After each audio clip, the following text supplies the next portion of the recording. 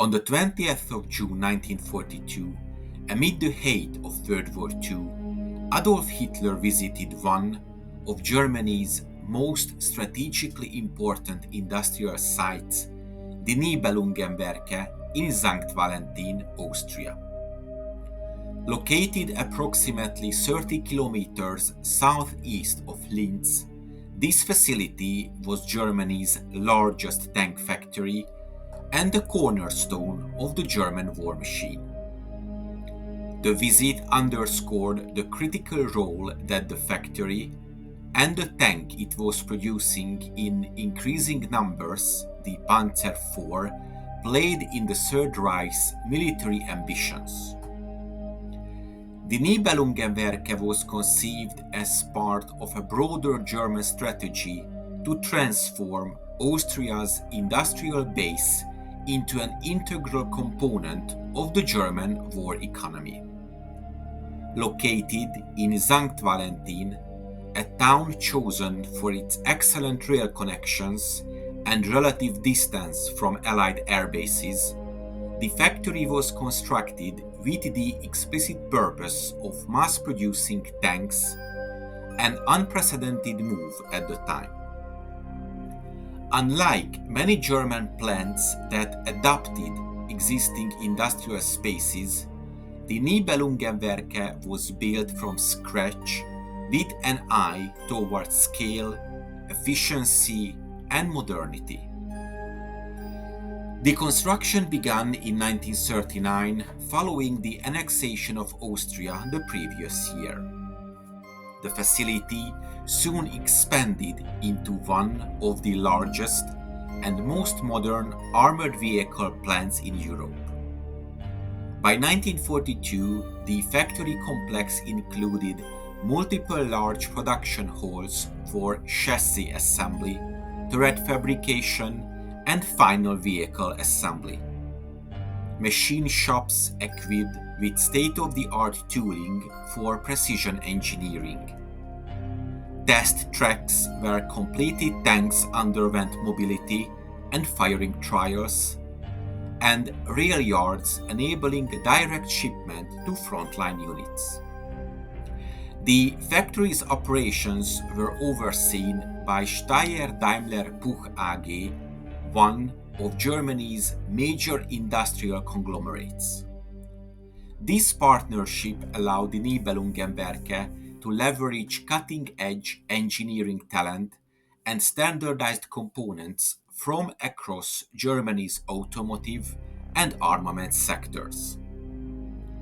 At its peak, Nibelungenwerke employed over 8,000 workers, although this figure fluctuated throughout the war due to labor shortages and air raid damage. The workforce included skilled Austrian and German engineers, local civilian laborers, forced laborers from occupied countries, and prisoners of war pressed into service under harsh conditions. Unlike traditional tank assembly in pre-war Germany, which was often done in smaller batches and relied on semi-handcraft methods, the Nibelungenwerke adopted a fully integrated production line approach. Love diving deeper into military history?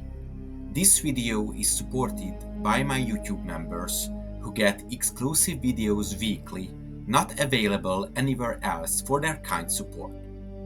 You can join their ranks easily. Just hit the join button now to get the exclusive videos and much more.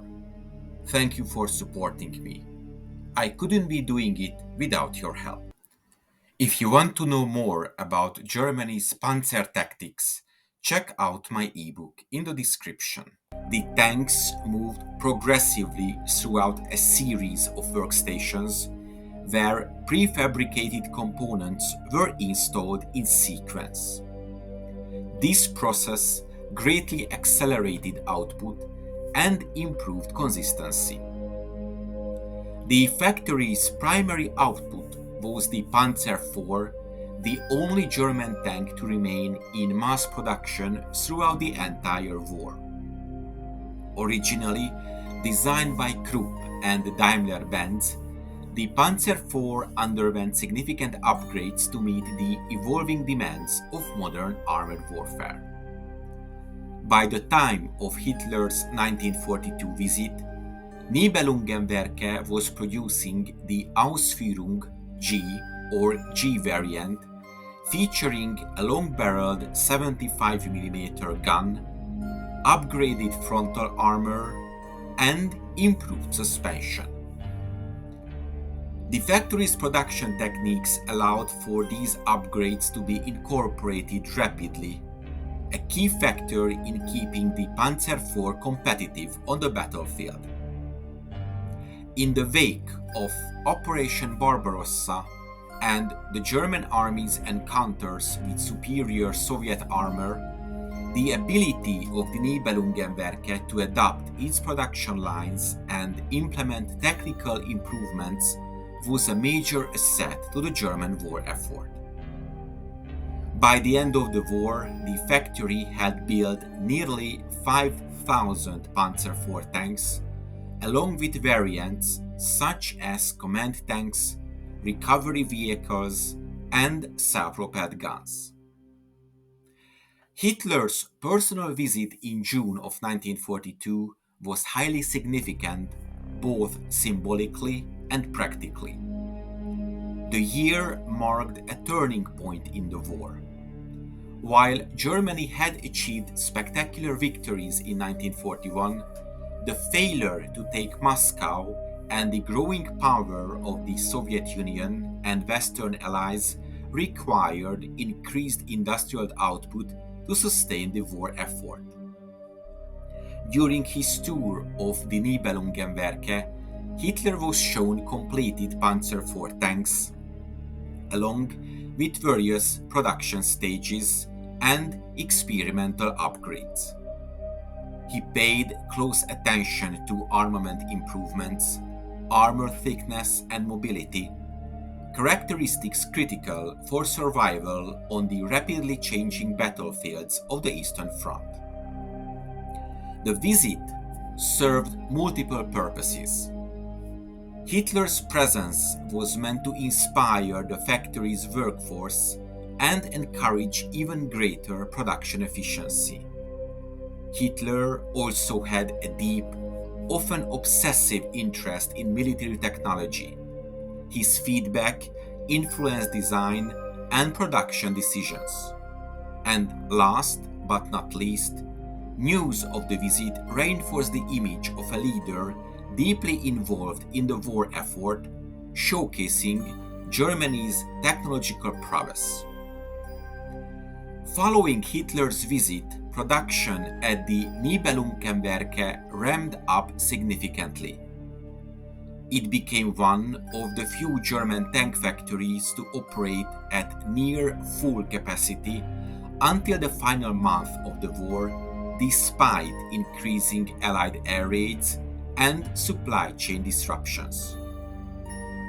The Panzer IV remained Germany's most deployed tanks throughout the conflict, crucial in battles from Stalingrad to Normandy. The Nibelungenwerke's contribution was vital to sustain the German army's armor divisions far longer than would have otherwise been possible. Hitler's visit to the factory was more than a routine inspection. It symbolized the importance of industrial might in modern warfare. The factory's output of Panzer IV tanks would play a decisive role on many battlefields, and the visit highlighted the growing intertwining of military leadership with the armaments industry. Throughout the war would ultimately turn against Germany, the legacy of the Nibelungenwerke as the industrial heart of Germany's tank production remains a stark reminder of the central role that technology, labor, and propaganda played in the conflict. I hope you enjoyed this episode. If you want to support my channel, check out the PayPal donation link in the description or consider becoming a member. To make sure you don't miss my future work, subscribe to my channel please and press the bell notification button. Thank you for watching and see you in the next video.